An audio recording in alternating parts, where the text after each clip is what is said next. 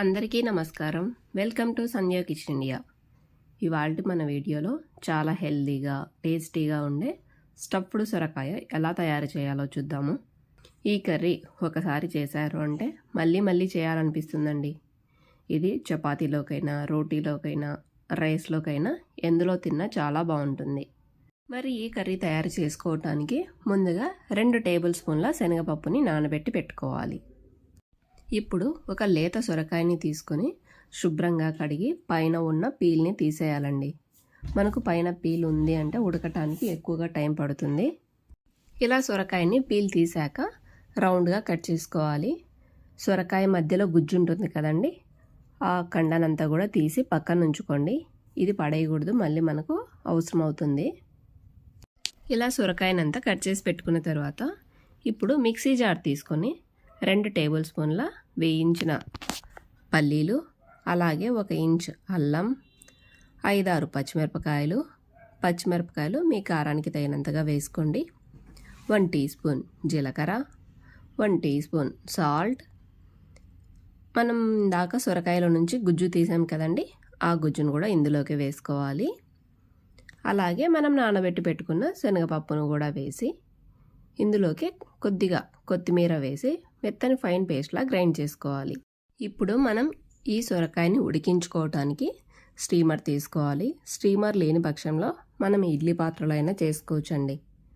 ఇందులో 1 గ్లాస్ అంత వాటర్ని పెట్టి స్టవ్ పై పెట్టండి.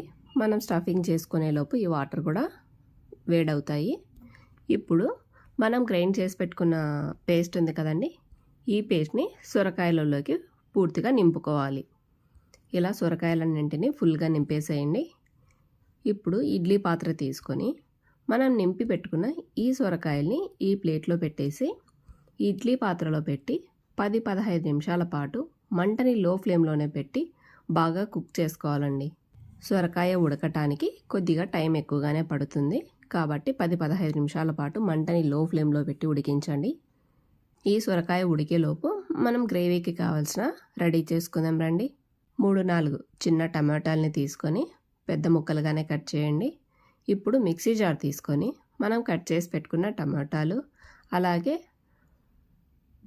1 టేబుల్ స్పూన్ పెరుగు వేసి మెత్తని ఫైన్ ప్యూరీలా గ్రైండ్ చేసుకోవాలి. ఈ ప్యూరీని పక్కన ఉంచండి. ఇప్పుడు సొరకాయ ఎలా ఉడికిందో చూద్దాం రండి. చూడండి, ఇలా మనం ఒక ఫోర్క్తో కానీ నైఫ్తో కానీ ఇలా కుచ్చి చూస్తే తెలిసిపోతుందండి. ఇలా సొరకాయ బాగా ఉడికింది అనుకున్న తర్వాత ఇక స్టవ్ ఆఫ్ చేయండి. స్టవ్ పై ప్యాన్ పెట్టి 1 టేబుల్ స్పూన్ బటర్ వేసుకోవాలి. బటర్ మెల్ట్ అయ్యాక 1/2 టీ స్పూన్ పోపు దినుసులు, కొద్దిగా కరివేపాకు, అలాగే 2 పచ్చిమిరపకాయలని సన్నగా తరిగి వేసుకోండి. ఇందులోకి 1/4 టీ స్పూన్ ఇంగువను కూడా వేసుకోవాలి. కరివేపాకు చిటపటలాడాక మనం గ్రైండ్ చేసి పెట్టుకున్న టమాటా ప్యూరీ ఉంది కదా, ఈ ప్యూరీని వేసి ఉడికించుకోవాలి. ఈ టమాటా ప్యూరీ పచ్చివాసన పోయే వరకు ఉడికించుకోవాలండి. ఇప్పుడు ఇందులోకి 1/2 టీ స్పూన్ ఉప్పు, మనం ఉప్పు స్టఫింగ్లో వేసాము కాబట్టి ఇక్కడ చూసి వేసుకోండి. 1/2 టీ స్పూన్ పసుపు, 1/2 టీ స్పూన్ కారం వేసుకోవాలి. కారం కూడా మనం స్టఫింగ్లో పచ్చిమిర్చి వేసాం కాబట్టి ఇక్కడ కొద్దిగా వేయండి.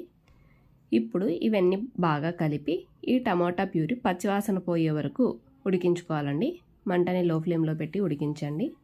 ఇది ఉడికేలోపు మనం సొరకాయల్ని చిన్న 1 ఇంచు మందంలో రౌండ్గా స్లైసెస్లా కట్ చేసుకోవాలి. ఇలా సొరకాయనంతా కట్ చేసి పక్కన ఉంచండి. అయితే ఒక సగం గ్లాస్ అంతా, చిన్న గ్లాసులో సగం గ్లాస్ వాటర్ని పోసి ఈ టమాటా ప్యూరీ అంతా పచ్చివాసన పోయే వరకు ఉడికించుకోవాలి. టమోటా ప్యూరీ బాగా ఉడికిన తర్వాత మనం కట్ చేసి పెట్టుకున్న సొరకాయ ముక్కల్ని పెట్టి మరో 2-3 నిమిషాల పాటు ఉడికించుకోవాలి. ఒకవైపు ఉడికిన తర్వాత మరోవైపుకి టర్న్ చేసుకొని ఇక స్టవ్ ఆఫ్ చేసుకోవడమే.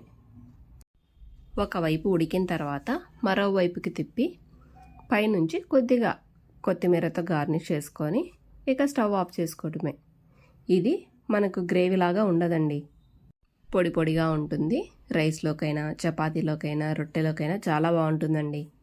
తప్పక మీరు ఒకసారి ట్రై చేసి మీకు ఎలా వచ్చిందో కామెంట్ చేయండి. Thanks for watching my video. Please like, share and subscribe to my channel. Thank you.